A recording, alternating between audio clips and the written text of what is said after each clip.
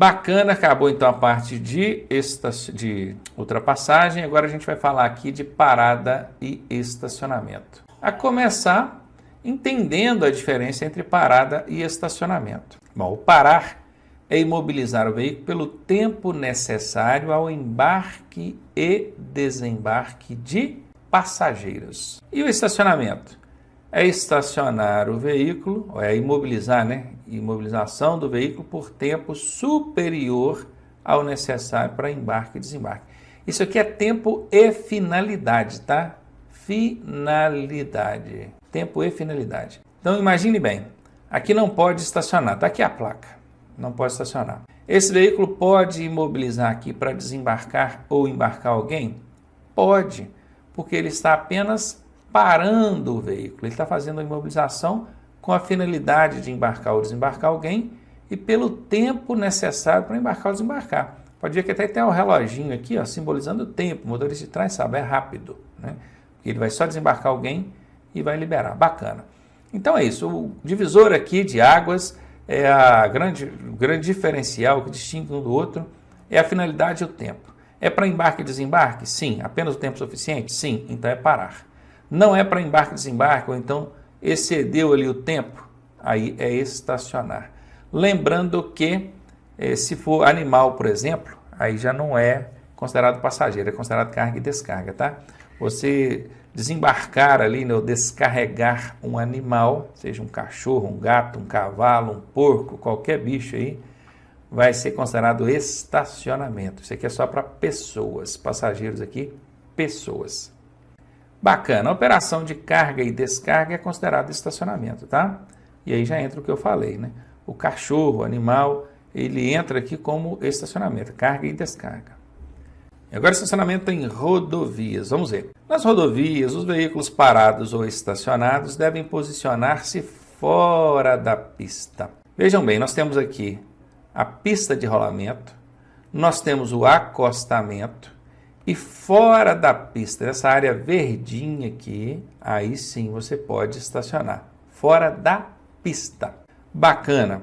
É permitida a parada no acostamento para manobras de mudança de direção. Olha aqui, ó, o veículozinho foi para o acostamento, esperou o verdinho passar para fazer a mudança de direção. Aí parar pode. Bacana? Presta atenção no seguinte aqui. Você está aqui dirigindo numa rodovia, numa via que tem acostamento, vamos entender assim, não precisa ser necessariamente uma rodovia não. Aí o seu telefone toca. Você não vai atender o telefone dirigindo, né? Aí o que a pessoa faz? Imobiliza o veículo no acostamento e atende o telefone. Tá certo? Tá ok? Não está. Sabe por quê? Porque ele só pode atender o telefone com o veículo estacionado. Tanto que se você estiver parado ao semáforo ali com sinal vermelho e atender o telefone ou mexer no telefone, é infração de trânsito do mesmo jeito. Vai tomar uma multa gravíssima aí por usar o telefone enquanto dirige. Então, se você está no acostamento, das duas, uma, aí você pode escolher. Ou você vai ser autuado porque está usando o telefone enquanto dirige, ou então você vai virar para o guarda e vai falar assim, não, mas eu não estou dirigindo, eu estacionei. Bom, bacana, se você estacionou, no acostamento não pode, dá multa também, certo? Então não tem jeito, estacionar fora da pista, fora do acostamento, para poder atender o seu telefone. Prosseguindo, imobilização de emergência agora. Imobilizações de emergência no leito viário, quer dizer, dentro da pista, o condutor deve fazer o quê? Providenciar a sinalização conforme regulamentado pelo CONTRAN. Aqui tem a resolução do CONTRAN que trata disso, é a 36/98. O que ele vai fazer? Ele vai ligar o pisca-alerta, ele vai colocar o triângulo de segurança numa distância mínima de 30 metros. E aqui uma sugestão, porque isso aqui não consta na resolução 36/98, mas é uma sugestão que você complemente a sinalização utilizando aí arbustos, que é para ficar bem seguro. Esse camarada aqui parece que não estudou não, ele está colocando o triângulo muito próximo da traseira do veículo e tem que ter no mínimo, qual que é a distância aqui? No mínimo 30 metros. Vocês vão ver depois, na hora de estudar a direção defensiva, que existe até uma regrinha ali de sugestão de distâncias maiores.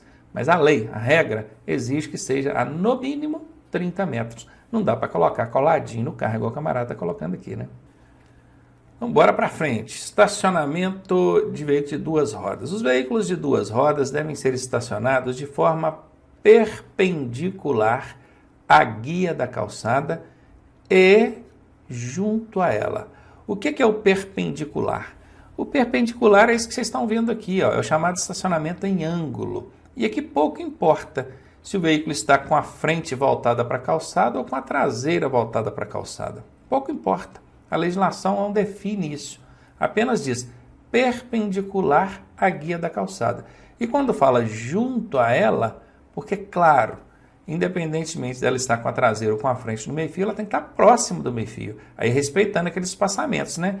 50 centímetros no máximo é o que você pode estacionar aqui. Passou de 50 centímetros até 1 metro, já é uma infração. Se passar de 1 metro de distância, é outra infração. Não vou falar qual é agora, porque a gente vai ver isso daqui a pouquinho, tá bom? Prosseguindo, então. Embarque e desembarque. O embarque e desembarque deve acontecer pelo lado da calçada, exatamente conforme a figura está mostrando aqui. Curiosamente, essa é uma regra que não tem punição para o seu descumprimento. Se você desembarcar alguém pelo lado da rua, o máximo que vai estar acontecendo é você colocando em risco essa pessoa. Mas infração de trânsito, por isso, não existe na legislação de trânsito. Curioso, né? Cria uma norma e não cria uma punição. Bom, com punição o pessoal já não respeita, imagina sem a punição. Fica complicado. Mas é claro que você, motorista consciente e, acima de tudo, você não está preocupado com a multa, você está preocupado com a segurança dessa pessoa que está no seu carro, você vai orientar que ela desembarque ou embarque somente pelo lado da calçada. E esse embarque e desembarque ele pode acontecer pelo lado da rua quando for o condutor. Por isso que aqui está escrito, ó, exceto o condutor. Aqui, ó. Mas ele foi cuidadoso, né? Ele abriu um pouquinho sua porta, olhou com atenção, para depois abrir o restante e sair. É claro que tem gente que ainda fica em dúvida, Ronaldo, mas e quando eu quiser... Por que o veículo tem porta, né, do lado esquerdo, então, para o passageiro? Ora, porque por vários motivos. Às vezes dentro da sua garagem, você quer embarcar ou desembarcar alguém ali pela porta por trás do motorista. Às vezes você está numa via de mão única, né, então você pode encostar do lado esquerdo da via também. Enfim, tem motivos ali. A regra é, independente de qualquer coisa, vai embarcar ou desembarcar, que faça pelo lado da calçada. Seja pela calçada da direita ou seja pela calçada da esquerda, quando a regra permitir. E ainda falando de embarque e desembarque, está atento também a isso aqui, ó. Ao sair do veículo, o condutor e passageiros não deverão abrir a porta sem antes verificar se isso não oferece risco a eles e a outros usuários da via. Perceba aqui que é outros usuários. Às vezes ele abre a porta pelo lado da calçada, uma pessoa está passando, um cadeirante, um pedestre. Às vezes ele abre a porta pelo lado da rua, está passando em uma motocicleta, uma bicicleta. E esse aqui também é mais um exemplo de dispositivo normativo que não tem o seu correlato infracional, não tem multa para isso aqui não. Se a pessoa distraidamente abriu a porta na frente de alguém, infelizmente não é infração de trânsito. E vamos ver aqui agora quais são os locais onde é proibido estacionar. Bom, obviamente, além daqueles onde já tenha a placa, né? Tem a placa proibindo estacionar, pronto, não tem que se questionar. Além desses locais, onde mais eu não posso estacionar? Vamos ver. Esses locais que eu vou mostrar aqui agora só proíbe estacionar, tá? Parar pode. Então tá aqui, em pontos de ônibus, que na verdade não chama ponto de ônibus, né? Chama ponto de parada, local para embarque e desembarque de passageiros. Se você estacionar nesses locais, você vai estar cometendo a infração média, 4 pontos no seu prontuário. Nos acostamentos das vias, se estacionar no acostamento, a infração é leve, 3 pontos no prontuário. Lembra lá daquele camarada que estacionou no acostamento para atender o celular? Pois é. Então veja, ele tem ali 2 infrações possíveis.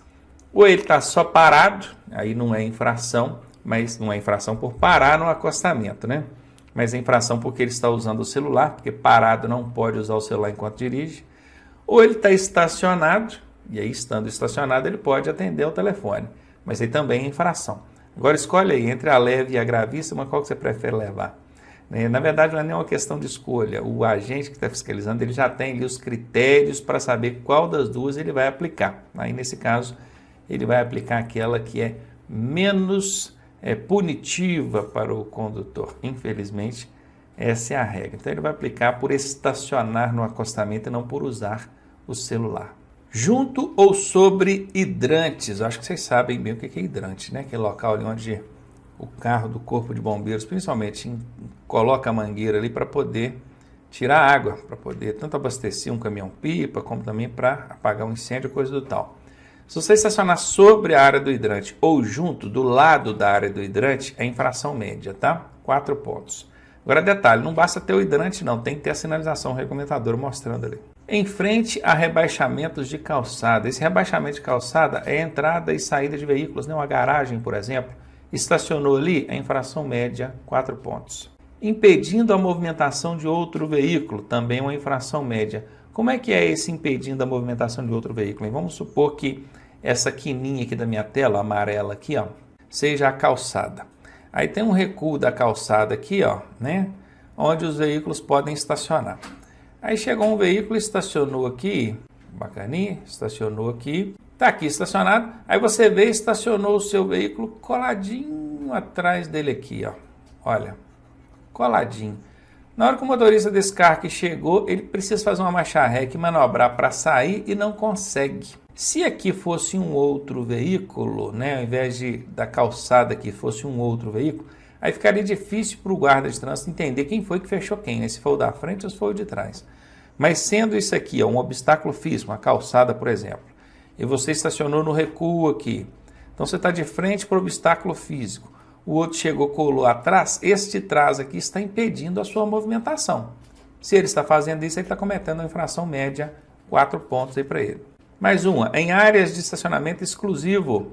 Aí, que áreas são essas? Para o idoso, para o PCD, que é a pessoa com deficiência, polícia, né? Tem também aquela área ali destinada à viatura da polícia. Estacionar nesses locais, gente, é infração gravíssima, tá? 7 pontos no prontuário. Estacionar em aclive ou declive. Aclive é uma subida, declive é uma descida. Sem calço de segurança. Calço de segurança é utilizado em veículos de grande porte, tá? Olha só, maior, esse sinal aqui é de maior, tá? Maior que 3.500 quilos de peso bruto total. Então, se o peso bruto total do veículo é maior que 3.500, ele já é um caminhão ou um ônibus, né? Um veículo de grande porte. Se ele estacionar tanto na subida quanto na descida e não colocar o calço, é infração grave, 5 pontos. Agora, curiosamente, dá uma volta na rua aí e observe quantos veículos de grande porte, caminhões e ônibus, vocês vão ver estacionados em subida ou descida sem o calço. Tá sem o calço, era para ser autuado. E por que não autua? É a legislação de trânsito que existe no papel, né? Se ela não sair do papel, não adianta nada. Aí uma porcaria daquela solta a morra abaixo e faz uma arraseira, conforme diz quando a gente vê aí na internet, em redes sociais, principalmente adora divulgar esse tipo de coisa, aí é tarde, né? Aí é tarde. Então, só criminalizar aquele que agiu de forma... Criminalizar, nesse caso, nem por crime ele vai responder. Sabe por quê? Porque ele não estava na direção do veículo. Pois é, nem por crime de trânsito. Crime de trânsito. Ele vai responder pelo crime, obviamente, pelo Código Penal. Ele agiu com imprudência ali. Então, deixou o veículo na subida ou na descida, sem o calço, aquela porcaria desceu, fez uma raseira e aí já era. Mas, enfim, é infração, não pode, e nada tem sido feito nesse sentido. Então, aqui, moçada, ó, eu mostrei, né, todos os pontos, não são todos, né, eu coloquei aqui praticamente todos, de forma bem resumida, agrupada para vocês, onde não pode estacionar, ainda coloquei qual é a infração caso você desobedeça. Nesses locais aqui, qualquer um desses locais, você pode fazer uma parada. Uma parada é diferente de estacionar. E você já sabe disso. E agora falando sobre os locais onde é proibido parar e estacionar. Vamos ver aqui, ó. Percebam que aqui na frente eu tenho 1 e 2, tá vendo? Ó, o 1 aqui, ó. 1zinho, o 2zinho, ó. Beleza? Por quê? O 1 é o parar, tá aqui. E o 2 é o estacionar. Então, a menos de 5 metros da esquina, que na verdade é a menos de 5 metros do alinhamento do bordo da via transversal, não é assim que fala? Esse alinhamento do bordo da via transversal é a esquina. Vocês vão ver que parar a menos de 5 metros da esquina é infração média. Vai ser sempre o parar primeiro e estacionar em segundo. E estacionar também é média, não mudou nada. Outra situação, sobre pontes, viadutos e túneis. Parar nesses locais é infração média. Estacionar é infração grave. Dentro de áreas de cruzamento ou interseção, no meio do cruzamento, né? Parar nesses locais é infração média, estacionar é infração grave. A mais de 50 centímetros do meio-fio, tanto o parar quanto o estacionar é leve. Agora, se for a mais de 1 metro, aí já está longe pra caramba, né? Aí o parar é média e o estacionar é grave. Em áreas de segurança, isso é normalmente em frente a bancos, fóruns, delegacias, tem lá a placa, né, de proibido parar e estacionar, e justificando aqui no complemento área de segurança, parar nesses locais é infração média, estacionar é infração grave. Sobre o passeio, sobre praça, ilha, faixa de pedestres, e aqui ainda continua, tá? Parar nesses locais é leve, estacionar é grave. Sobre ciclovia ou ciclofaixa, tanto parar quanto estacionar é infração grave. Na pista de rolamento das estradas ou rodovias, parar nesses locais é grave, estacionar é gravíssima. Só explicando aqui, olha, pista de rolamento é onde os veículos circulam, né? Você está numa rodovia, por exemplo. Aí você está lá no acostamento, lá é uma coisa. Pista de rolamento é onde os veículos circulam. Veículo circula no acostamento? Não, né? Ao lado de outro veículo, parar é média, estacionar é grave. E por fim, estacionar na contramão de direção, né? Aí o parar é média e o estacionar também é média. Eu sei que são bastantes situações aí, então tanto o slide anterior quanto esse vai dar aí uma meia dúzia, né, de situações onde a gente tem ali a parada, o estacionamento, que pode não, né, vai ser ali a infração de trânsito, que pode inclusive ser autuado e resultar numa multa, mas eu peço, insisto, que você assista esse slide anterior e esse aqui algumas vezes, assista umas 5 vezes pelo menos, com atenção, sem ficar mexendo no celular, sem se dispersar, que é para você memorizar o máximo de situações aqui que você puder. Por que eu estou dizendo isso? Porque as tais das multas de parada e estacionamento, de forma irregular, são as mais comuns no trânsito. É o tipo de multa mais aplicado que existe. É o mais aplicado. Eu acho que em segundo vem as de excesso de velocidade, porque tem os dispositivos eletrônicos ali. Mas então, por ser um tipo de infração tão comum, é muito importante que você, futuro condutor, ou você que já é condutor e está passando por algum treinamento a mais aí, esteja ciente dessas situações, saber quais são as situações de infrações, tanto para parada quanto para estacionamento, para que você aplique de maneira correta no trânsito, evite ser multado e, porventura, vier a cair na sua prova, aí você já está preparado para responder. Agora falando aqui sobre o uso de buzina e daqui a pouquinho sobre o uso de luzes, que também é muito abordado em prova aí. A buzina pode ser utilizada desde que em toques breves e de maneira não sucessiva nas seguintes situações.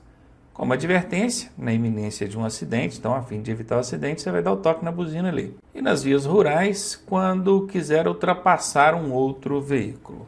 Pois é, em relação à buzina, tem gente que usa buzina para tudo, né? Para na porta do prédio, buzina para poder chamar a pessoa que está lá dentro.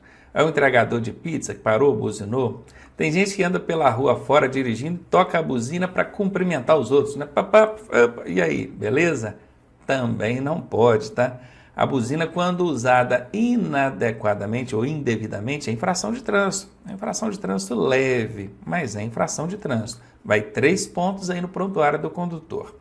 Tem também aqueles casos que você não pode usar a buzina entre as 22 e 6 horas da manhã, isso é regra.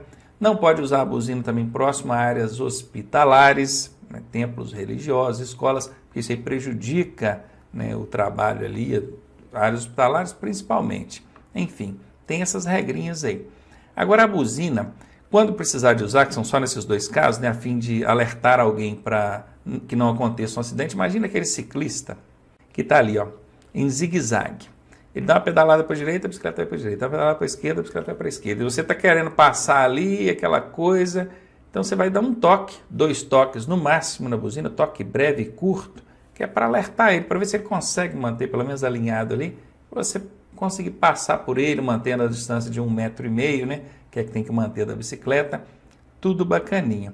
É um caso. Imagina aquele outro condutor que está saindo da garagem de marcha ré ou da área de estacionamento. A gente faz isso. Ele coloca o carro todinho na rua depois que ele consegue ver, né? Ele é o último a sair da garagem, porque o carro está saindo de ré. Inclusive, a dica que eu dou é que você entre na garagem de ré ou então manobre lá dentro, se tiver espaço, para sair de frente. Evite sair de traseira para o lado da rua, que é perigoso. O veículo está passando aqui na faixa, dá um toque na buzina para alertar esse que está saindo de marcha ré da garagem e evitar o acidente. Tudo bem. Quando você quiser ultrapassar uma pessoa, normalmente essa pessoa não dá passagem, normalmente você vai dar uma piscada de farol ali. Bacana, tudo certinho. Se estiver fora do perímetro urbano, veja bem, fora da cidade, do perímetro urbano, aí você pode dar um toque ou dois também na buzina. Mas é 1, 2 toques. Conforme vocês puderam ver aqui no enunciado, na tela, a buzina ela deve ser usada em toques breves, quer dizer, pip, não pode esticar. O toque prolongado não pode, o pã, não pode. Isso é xingar os outros, é agredir os outros no trânsito, inclusive na questão ambiental, aí, né, poluição sonora. E também não adianta dar o toque breve, mas ficar sucessivamente, pip, pip, pip, pip, pip, pip, pip, pip, aí não pode, também está errado. Nem uso prolongado e nem sucessivo. Tem que ser toque breve e de maneira não sucessiva nessas duas situações que eu acabei de dizer para vocês. E é claro, é uma infração leve você usar a buzina inadequadamente. Agora, se você usar um dispositivo no veículo não autorizado, por exemplo, já viu essas buzinas ar de caminhão? Pá, tem gente que põe aquilo no carro que é para fazer bagunça mesmo. Aí o negócio é mais complicado, a infração é grave aí, tá? Bom, visto então sobre buzina, vamos agora para as luzes. Começar falando aqui faróis durante a noite e durante o dia, né? Parece que eu vou mostrar durante o dia, não. Aqui é só durante a noite mesmo. Vamos lá. Farol baixo. O farol baixo ele é obrigatório durante a noite para todos os veículos quando em vias com iluminação pública. Entenderam bem? Você está transitando por uma via que tem iluminação pública, você é obrigado a acender pelo menos o farol baixo. Não dá para andar só com os faroletes, as luzes de posição ali não, porque aí você vai estar cometendo infração de trânsito. Deixar de acender a luz baixa durante a noite nas vias com iluminação é infração de trânsito média, tá? 4 pontos no prontuário do condutor aí. Então bacana, já sabendo disso, porque tem gente que liga só as luzes de posição e vai circular, né? Pode tomar uma multinha média aí. E o farol alto, quando é que eu vou usar? Bom, o farol alto é quando você estiver nas vias sem iluminação pública. Sem iluminação. Normalmente você está andando numa rodovia, não tem iluminação pública, aí você vai usar o farol alto.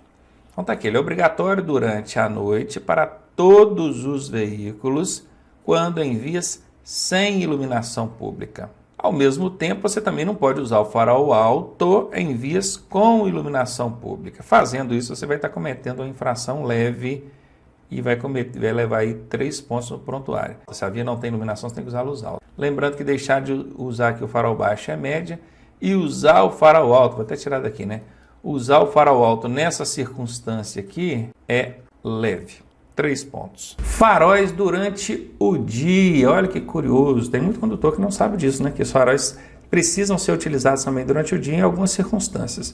E nós vamos ver isso agora, olha. Para veículos de transporte coletivo, o que são os coletivos? Está aqui, ó, ônibus, transportam várias pessoas, né? Esses de transporte coletivo é quando em faixa própria, tá? Na faixa destinada à circulação dele. E as motocicletas, também as motonetas e ciclomotores, eu coloquei aqui o reticências para a gente entender que aqui ainda continua, né? Então é transporte coletivo quando em faixa própria e as motocicletas, motonetas e ciclomotores precisam andar com o farol aceso durante o dia. Inclusive, boa parte dos ônibus hoje em dia, e eu acho que praticamente todas as motocicletas, motonetas e ciclomotores, elas já vêm com o farol aceso automático, né? Você ligou a chave, o farol já acende.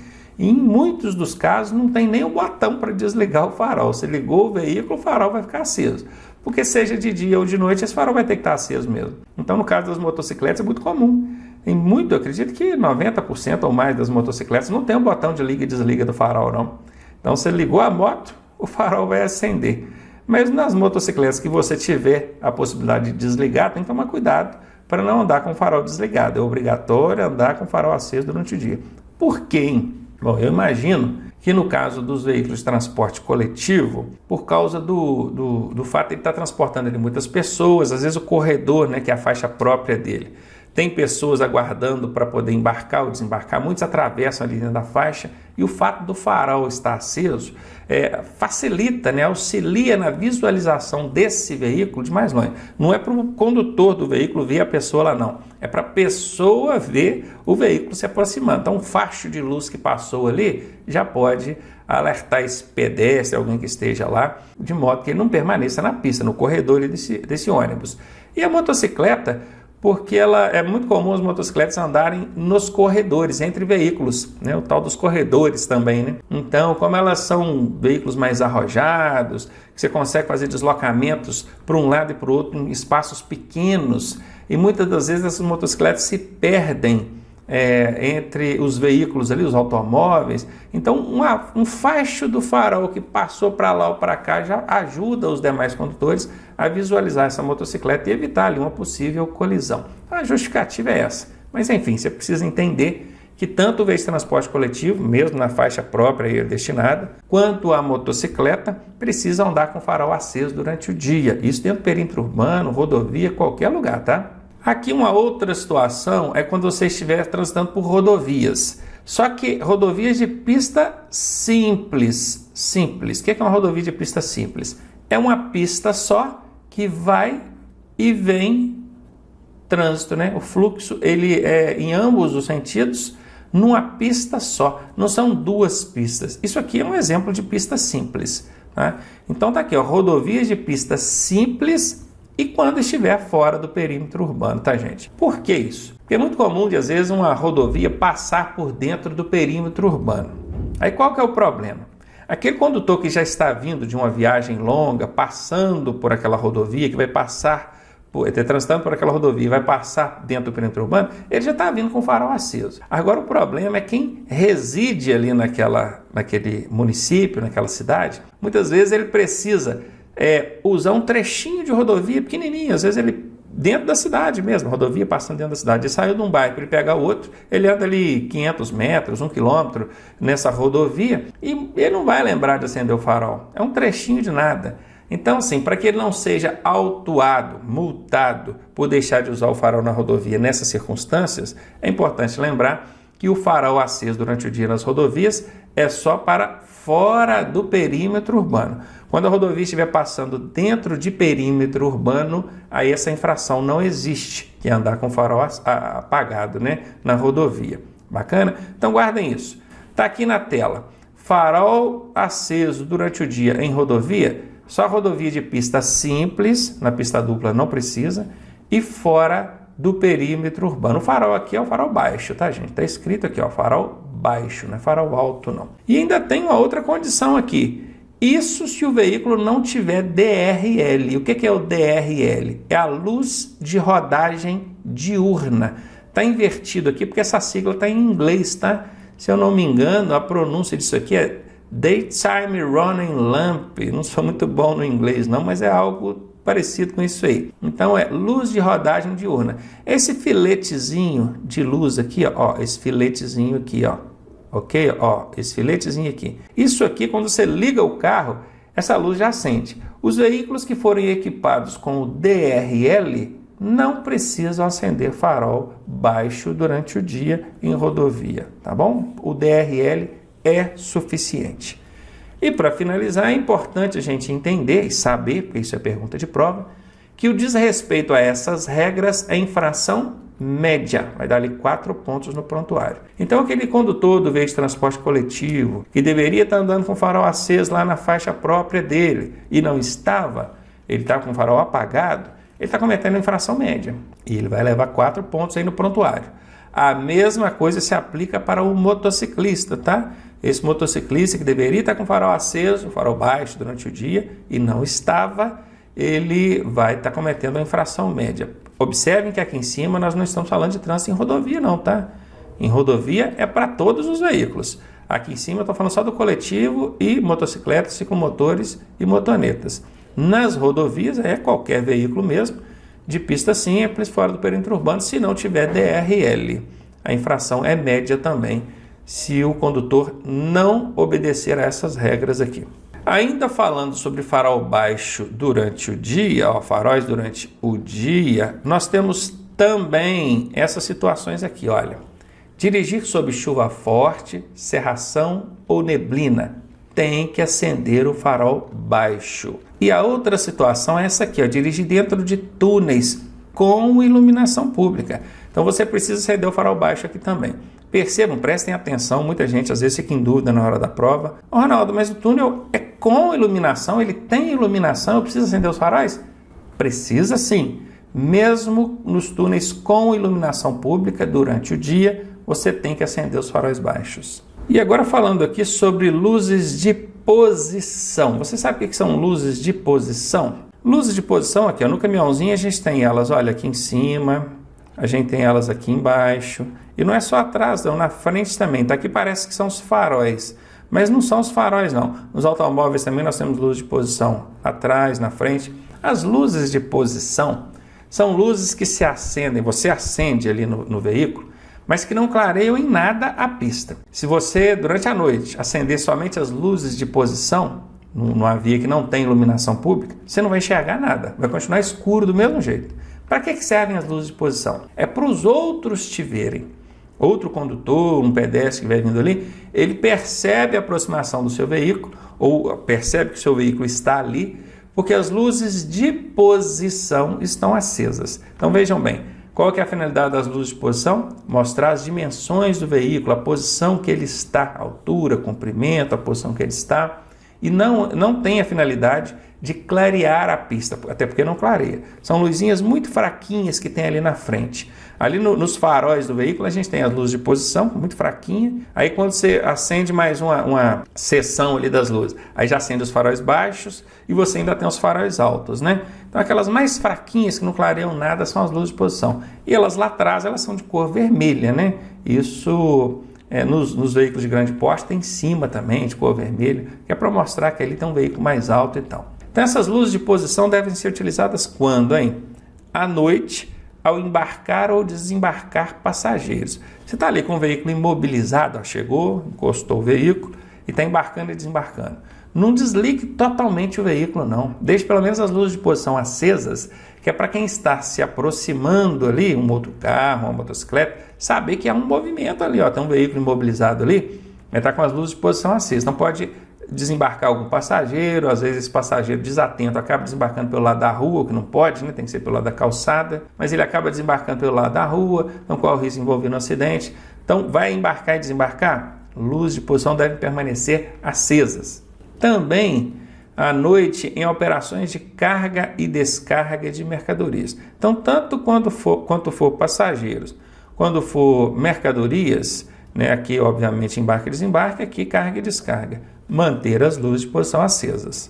E por fim, nós vamos falar aqui do uso do pisca-alerta. Esse botãozão vermelho triangular que tem no centro do painel ali, né? Normalmente é assim, ó, nós temos aqui um exemplo. Ele deve ser utilizado quando, hein? Esse pisca-alerta fica com as 4 setas piscando simultaneamente, tá, gente? Para quem nunca viu um pisca-alerta, fica com as 4 luzes de seta piscando juntas ao mesmo tempo. Ele vai ser usado somente em 2 situações: em emergência ou com veículo imobilizado, ou então quando a sinalização da via determinar. Esse segundo caso aqui é quando tem lá a área de estacionamento rápido, aí vai estar lá 10 minutos, manter o pisca-alerta ligado. Perceba, a sinalização está determinando. Então você tem que ligar o pisca-alerta, porque a sinalização está mandando. Agora esse primeiro caso aqui de cima, emergência ou veículo imobilizado. Olha, um veículo em movimento, ele pode manter o pisca-alerta ligado? Pode, se ele estiver em emergência. Agora, que emergência é essa? O pessoal costuma misturar um pouco essas coisas, sabe? Eu estou socorrendo alguém, então eu liguei o pisca-alerta. Depende muito da circunstância, tá? Porque o seu automóvel não é um veículo para prestação de socorro, ele nem é apropriado para isso. Muitas vezes está com a vítima deitada ali no banco traseiro, solta, uma freada, um quebra-mola, ali vai complicar, agravar a situação dela. Então a primeira providência não é colocar a pessoa num carro, ligar o pisca-alerta e sair igual um louco buzinando e com o pisca-alerta ligado. Mas num último caso, onde não tenha como resolver a situação, não tinha atendimento, você precisava fazer algo, aí tudo bem.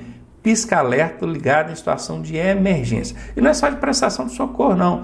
Às vezes uma pane no veículo, você não tem ali potência no motor, está em cima de um elevado, pensa bem, um viaduto ali. Não tem como voltar de ré.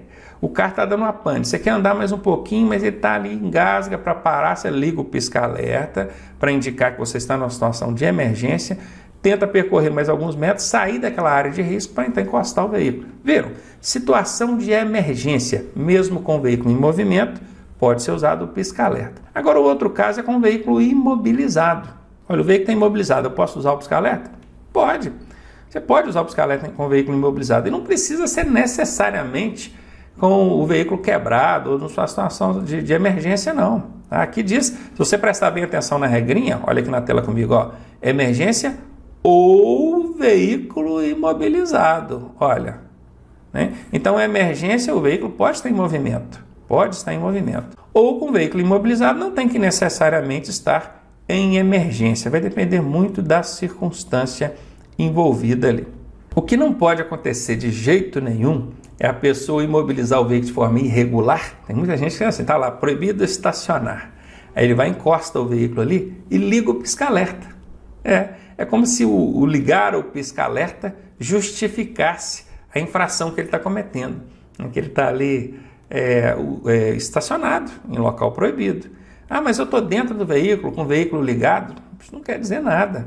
O estacionar é quando o veículo fica imobilizado ali por tempo superior ao necessário ao embarque e desembarque. Tudo que chegou, encostou, não embarcou nem desembarcou ninguém, permaneceu ali, ainda que o carro esteja ligado, ainda que você esteja na direção do veículo, ainda que o pisca-alerta esteja ligado, você está cometendo a infração de estacionar em local proibido e vai ser autuado por isso. A depender do caso, você pode ser multado também pelo uso indevido do pisca-alerta. Ainda falando do uso de luz e buzina, piscar os faróis somente é permitido para quê? Esse piscar faróis é o uso do farol de forma intermitente, piscando, igual o desenho está fazendo aqui, ó, consegue perceber? Isso aqui é permitido quando, hein? De forma de advertência, quando quiser alertar alguém sobre circunstâncias perigosas. Você está dirigindo por uma rodovia, viu que tem uma árvore caída na pista, aconteceu um acidente, desmoronou parte da pista, pisca o farol para ele para avisar. Aí bacana, não tem problema nenhum. Pode usar também quando você quiser ultrapassar alguém. Está chegando na traseira de alguém e ele não dá passagem, pode usar o farol aqui pedindo passagem, não tem problema nenhum. Agora, se você usar esse recurso aqui luminoso do veículo para avisar sobre blitz, sobre fiscalização, aí você vai estar cometendo uma infração média e é 4 pontos no prontuário. Agora falando aqui de alguns usuários diversos do trânsito. Começando aqui falando dos veículos de propulsão humana e tração animal. Esse tipo de veículo tem a sua regulação por conta do município. Então não se esqueçam disso. Até algum tempo atrás, os ciclomotores também eram por conta do município. Mas isso mudou. Os ciclomotores agora é por conta do estado e os veículos de propulsão humana e tração animal aí ficaram por conta do município mesmo. Atualmente, praticamente eu não conheço nenhum município que regule o trânsito desse tipo de veículo. No máximo, alguns municípios aí pedem para registrar, alguns chegam à extravagância de pedir para emplacar, né? E no mais também eles regulam aí onde esses veículos podem circular ou não, porque de fato eles proporcionam algum prejuízo à fluidez do trânsito e algumas vezes até risco também, né? Bacana. Outros usuários aí, trânsito de animais. Os animais, quando em rebanhos, deverão ser conduzidos em grupos pequenos e junto ao bordo da pista. E aqui o trânsito de veículos de tração animal. Aqui trânsito de animais e aqui o trânsito de veículos de tração animal. Os veículos de tração animal deverão ser conduzidos pela direita e junto à guia da calçada ou pelo acostamento. Diz a legislação de trânsito que eles devem usar aí a direita, né, junto à guia da calçada ou acostamento, quando não existir faixa própria a eles destinada. Contudo, a gente sabe que isso não vai acontecer, porque para regulamentar uma faixa específica para esse tipo de veículo, que é o de tração animal, precisa ter a sinalização regulamentadora, que é a circulação exclusiva de animais, ou de veículos de tração animal. E não existe essa placa, né? Então, apesar de existir a norma, não existe essa placa ainda, portanto, a gente sabe, existe a norma, mas isso na prática não vai acontecer. Então esses veículos de tração animal, você vai continuar vendo eles aí circulando junto à guia da calçada, no cantinho e, obviamente, respeitando o fluxo do trânsito, né? Aqui o camarada está transitando pela contramão, o fluxo contrário a isso não pode.